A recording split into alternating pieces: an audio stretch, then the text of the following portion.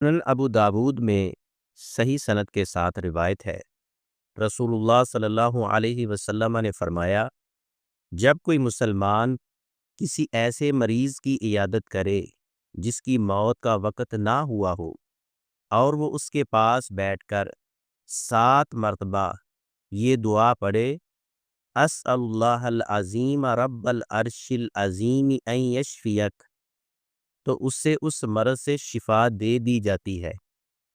اس حدیث کا مفہوم یہ ہے، بیمار کی عیادت کرنا مسنون عمل اور بہت بڑی نیکی ہے۔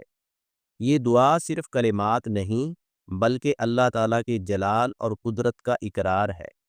اس دعا میں اللہ کی قدرت کاملہ کا ذکر ہے کہ شفا دینے والی حقیقی ذات صرف اللہ ہی کی ہے۔ اگر کسی کی موت کا وقت نہ ہوا ہو تو یہ دعا شفا کا سبب بنتی ہے۔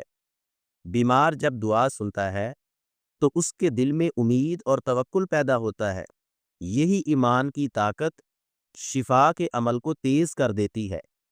مریض کی عیادت کے وقت یہ دعا 7 مرتبہ پورے یقین اور ایمان کے ساتھ مریض پر پڑھے۔ اخلاص اور ایمان کی برکت سے اللہ یا تو اسے شفا دے دے گا یا درجات بلند کر دے گا۔